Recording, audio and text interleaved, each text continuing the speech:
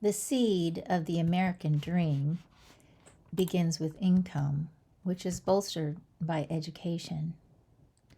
These systems in the U.S. are interconnected. One affects the other causally. People living in these systems have different experiences, but patterns have emerged. We know the existing systems are biased, but I want to focus right now on the historical impacts of laws and practices, those that helped some people and hurt others.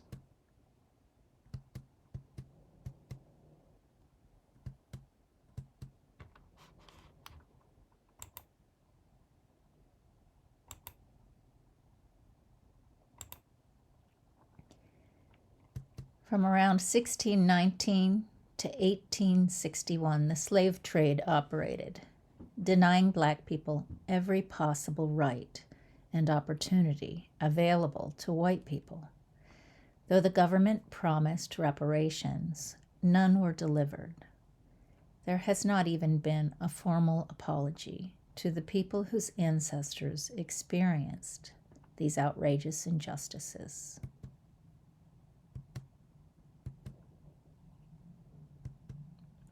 After the Civil War, which led to the end of the practice of slavery in the middle of a smallpox epidemic, black people were denied vaccinations and care in the South. 1 million people, a quarter of the people freed from slavery, died during this epidemic. In 1876, Black Code laws, passed primarily in the U.S. South, made life as a black person essentially illegal. These laws allowed the 13th Amendment loophole to be invoked, allowing slavery while imprisoned.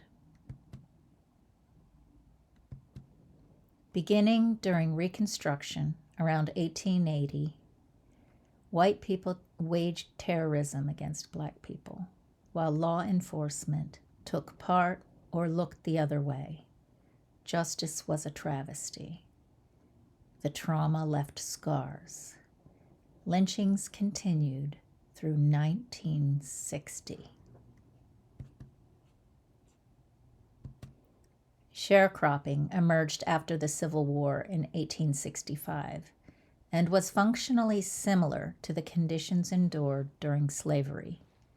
Biased contracts to work white land owners' farmland rendered no profits by design, with sharecroppers being forced to pay for seed, food, and rent so that zero wealth was accrued.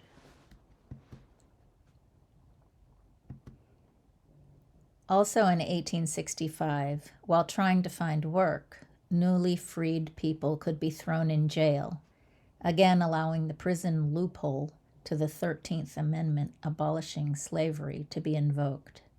Vagrancy laws remained in force until 1909. Convict leasing was practiced from 1865 to 1928. While in jail, prisoners were forced to work for no wages, bringing profits to private railways, mines, plantations, and many states. No wealth accrued to the workers. Around 1877, Jim Crow laws passed as a reaction to Reconstruction in the South, removing political and economic gains made by African Americans. The effect was complete segregation and second-class citizenship, resulting in educational, economic, political, and social disadvantage. These laws were not completely overturned until the 1960s. From 1910 to 1970, 6 million African Americans migrated from the U.S. South to escape violence and oppression to the northern and western U.S. states. Uprooted from families and places to begin again, only to encounter similar limitations and persecution.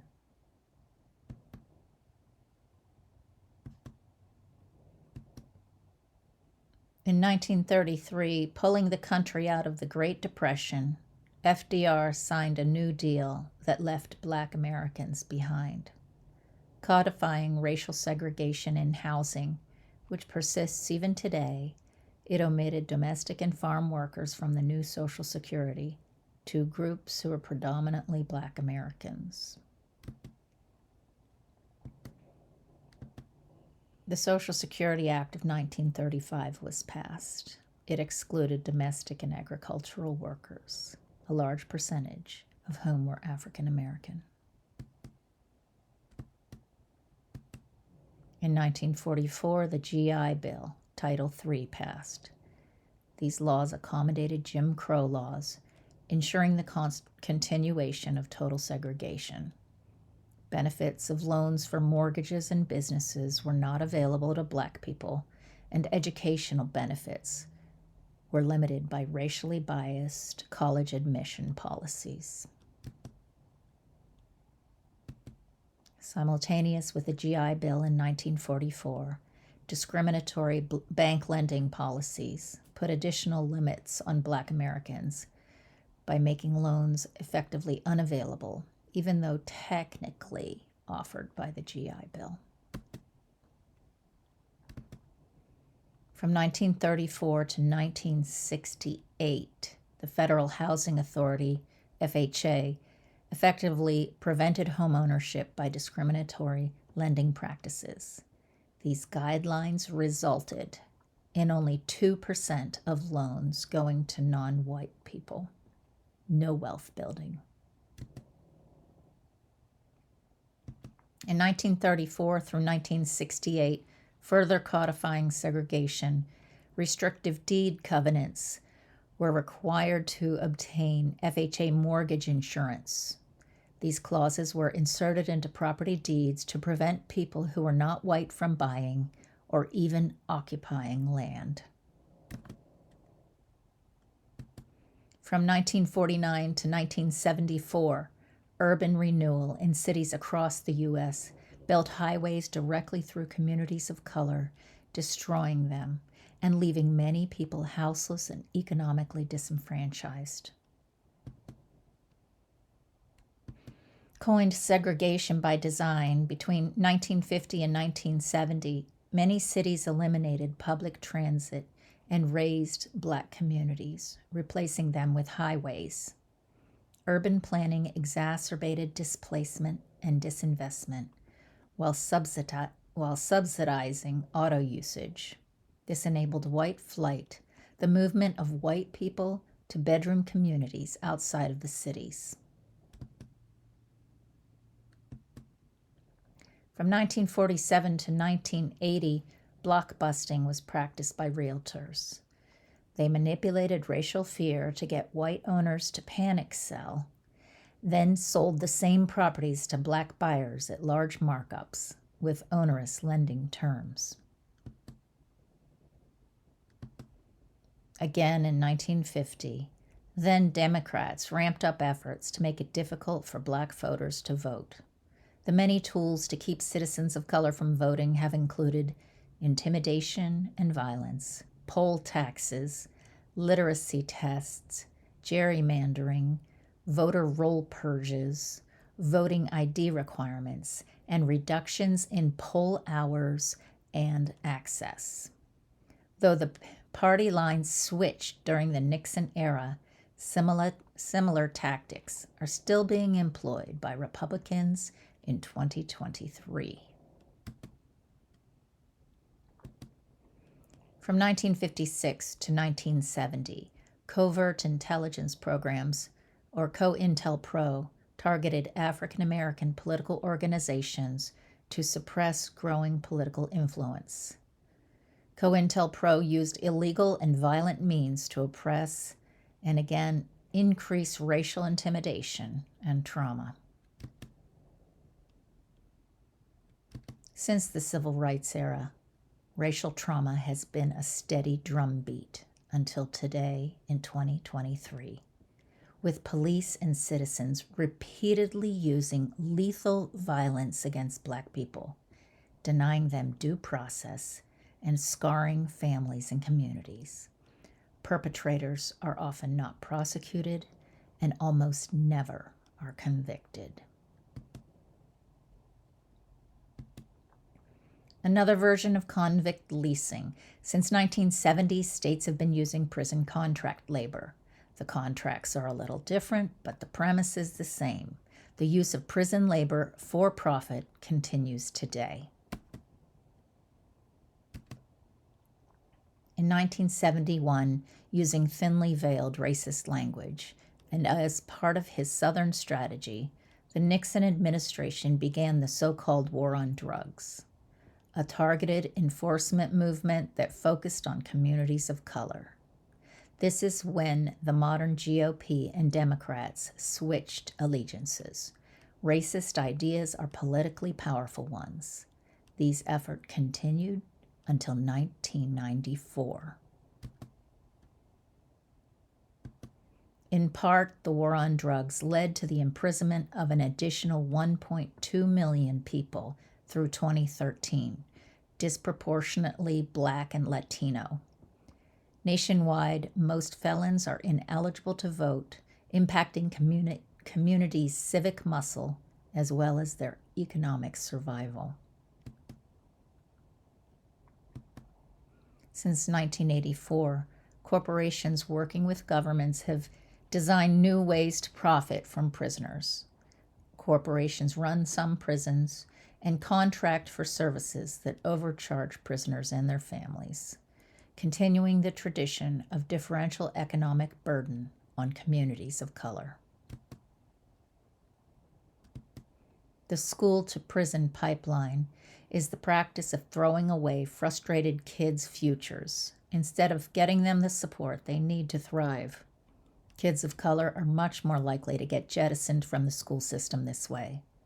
Policies like zero tolerance in education, in other words, one strike and you're out, were used in the early 1990s and affected students of color disproportionately. In 1994, good-paying union jobs, a path to wealth for Black Americans, were moved to Mexico as the result of the North American Free Trade Agreement, NAFTA. Of the 680,000 jobs lost, almost 500,000 were Black workers. In 1994 through 2016, discriminatory bank policies emerged again. Paired with a sudden decline in property valuations, Black Americans got squeezed again. In 2011, stop and frisk was a racially biased police policy, resulting in increased risk of injury and death in the Black and brown communities, as well as widespread frustration at being criminalized and fear given violent police encounters. The Affordable Care Act helped many people in communities of color get insurance coverage. Overall, the law reduced health inequities nationwide.